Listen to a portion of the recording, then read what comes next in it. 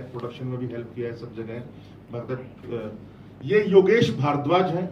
योगेश भारद्वाज मेरे साथ जो दूसरे एक्टर हैं जो साथ में, और हम तीनों का एक इसमें लीड रोल है। या कहिए तो 3 लोगों की ही फिल्म है, बाकी थोड़े आते जाते हैं। ये भी एक्टर एज एन एक्टर भी है इसमें थोड़ा सा। तो इस तरीके से इस फिल्म का नाम है छिपकली, और छिपकली नाम से ही ऐसा लगता है कि पता नहीं क्या लिजा सा या कुछ ऐसा होगा, कुछ ऐसा कुछ नहीं है। ये हमारे बहुत ही स्पिरिचुअल और बहुत ही फिलोसफिकल थ्रिलर है ये।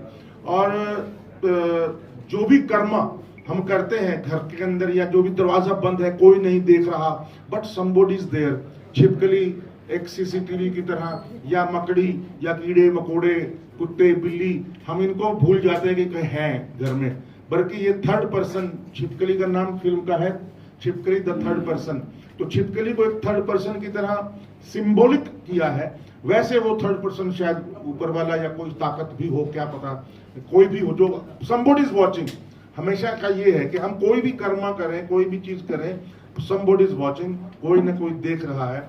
इसका मैंने अभी बेसिक ये बताया है।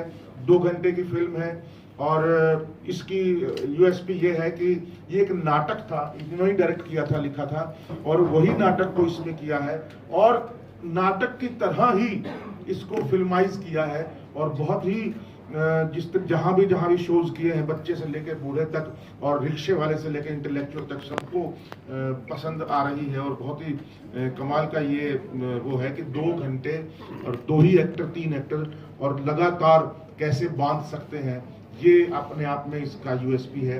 और सबसे बड़ी बात, 10 दिन, 25 दिन रिहर्सल, 10 दिन शूटिंग, 12 दिन डबिंग, ये इसका इतिहास है। मतलब जो कर्म का, जो इसका कर्म हुआ, जो मतलब उसके बाद तो पोस्ट प्रोडक्शन के खैर साल तकरीबन लगा दिया इन्होंने, और अच्छे से किया।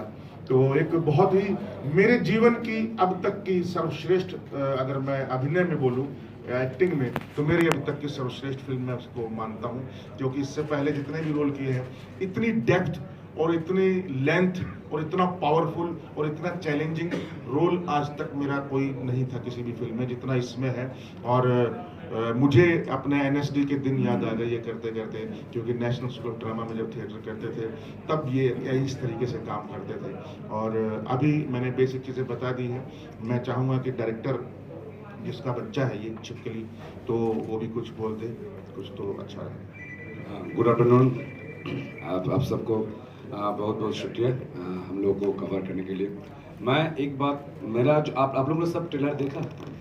हाँ, तो मेरा जो बोलना था वो ट्रेलर में मैं छोटा बोल दिया, और आगे जो बोलना है फिल्म में बोलूँ। तो बस मेरा इतना ही बोलना है कि ये जो 3D वर्ल्ड होता है, 3rd डायमेंशन हम लोग जो देख पाते हैं, उसके साथ जो 4th डायमेंशन होता है समय, और उसके साथ जो मस्तिष्क होता है हमारा, ये बायोलॉजी पूरा, और मस्तिष्क, समय, 3rd डायमेंशन, 4th डायमेंशन, ये सब जहाँ पे एक मिलता है, हम लोग बैठे इधर एक साथ बात कर रहे हैं। लेकिन हम जो फोकस है, हम लोग अब फोकस है, लेकिन ये फोकस है इसलिए हम लोग है, और जो फोकस में नहीं है वो लोग नहीं है, ऐसा नहीं है। सब कुछ होता है, ये षष्ठ इंद्रिय जिसका चौकन्ना होता है, वो सब धीरे धीरे धीरे उसको वो कुछ नज़रअंदाज नहीं करते, वो सब पकड़ लेते हैं। तो ये भाव जगत, वस्तु जगत, मन के भाव कैसे चल रहा है, मन के दिमाग में, मन में जब चोर चलता है, तब उसको मन की चोर को पकड़ने के लिए मन का पुलिस भी आता है ना। तो एक ऐसा ही कहानी है जो मतलब फिलोसॉफिकल है, ये कोई साइकोलॉजिकल थ्रिलर नहीं है, जैसे होता है ना साइको थ्रिलर नहीं है। दर्शन, मेरे मानना है कि दर्शन या फिलोसफी ये इतना बड़ा खुद एक सस्पेंस और थ्रिल है। हाँ, तो इसीलिए मैंने इसको बस कॉन्वर्सेशन है, ये 2 बंदा दिन भर खाते हैं, पीते हैं, खाना पकाते हैं, बात करते हैं, झगड़ते हैं, लेकिन ये दोनों बंदे हैं, और बाकी सब आते हैं भाव जगत में या वस्तु जगत में कैसे कम्युनिकेट करते हैं, ये सब छिपकली है। और छिपकली आप लोगों को शायद ये भी लग रहा है कि छिपकली नाम क्यों है ना। तो आप लोगों को खन्ना के नाम सुना है? खन्ना ये पौराणिक एक कैरेक्टर होता है जो छिपकली की तरह, मतलब जैसे खन्ना जो बोलता था वही सही होता था, और उसके साथ हम लोग छिपकली को जोड़ते हैं, जैसे हम लोग मन की आवाज़ देता है, बोलता है। हाँ, तो ये जो फिलोसफी है, मैं उसके साथ, और जो मॉडर्न साइंस है का फिजिक्स, जैसे कि क्रिस्टोफर नोलन का वो लोग जैसे फिल्म को आज फिलोसफी और साइंस के जरिए जोड़ है। आपका मैं इंटरस्टेलर की बात बोलता हूँ। इंटरस्टेलर में आखिरी सीन जब बाप बेटी मिलते हैं अलग डायमेंशन में, है ना, वो घड़ी का टिक टिक और वो किताब गिर जाना, तो वहां पर एक घोस्ट जो हम बोल सकते हैं कि सुपरस्टिशियस है, लेकिन नहीं, वो घोस्ट थियोरी को भी साइंस के साथ मिक्स अप कर रहा है। तो ये भी जो खाना है ये कोई सुपरस्टिशियस नहीं है। हालांकि सेंसर को हमको देना पड़ेगा बयान कि ये हमको प्रचार नहीं करे सुपरस्टिशियस, ऐसा देना पड़ता है, राष्ट्रीय कारण होता है। लेकिन मैंने उसको चैलेंज नहीं किया क्योंकि वो उन लोग का काम है। लेकिन मैं बोल रहा हूँ कि ये एक ऐसा जो उसको हम कुसंस्कार कह सकते हैं, लेकिन मैं वो संस्कार को लेकर अपना जो भारतीय ऐतिह्य होता है, जो ट्रेडिशन होता है, वो पुराण ऐसे बयान करते हैं कि हम लोग पहले से ही बहुत सारे ऐसे विज्ञान को पकड़ लिए हैं। वो नालंदा ध्वंस हो जाने के बाद या फिर अंग्रेज आने के बाद, मुगल आने के बाद, हम लोग का जो एजुकेशन सिस्टम था वो उसको एकदम वो चला गया, रेट्रोगेट हम लोग के सामने आ गया। तो इसलिए धीरे धीरे वो चर्चा बंद हो गया। इसलिए इसको हम लोग आज के जमाने सुपरस्टिशियस बोलते हैं। लेकिन मैं जैसे घोस्ट सुपरस्टिशियस नहीं है, इंटरस्टेलर में अगर ऑस्कर मिलता है तो ये भी एक नया थ्योरी है।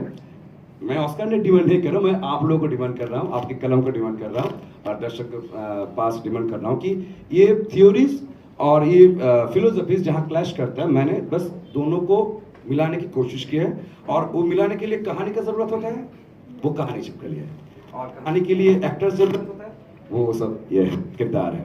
बस यही मेरा बयान है। तनिष्ठा विश्वास एंड योगेश भारद्वाज अपनी अपनी बात रख के फिर आप जो भी पूछेंगे हम आगे चलेंगे। योगेश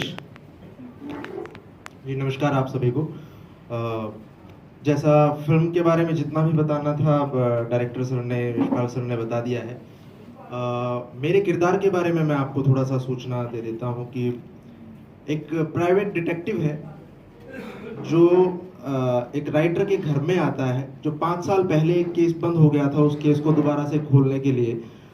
और वो केस भी ऐसा केस है जो बहुत साधारण केस लगता था पहले किसी को, लेकिन जब ये उसकी इन्वेस्टिगेशन के लिए आता है तो पता चलता है कि ये केस उतना साधारण नहीं था जिसको दबा दिया गया।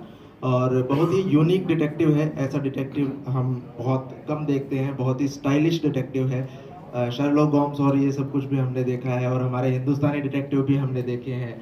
तो यूँ समझिए कि एक अलग स्टाइल लेके ये डिटेक्टिव आप लोगों के सामने आएगा। और जो बातचीत है वो अलग फिलोसफी है, उसके बारे में डायरेक्टर ने आपको बता ही दिया है।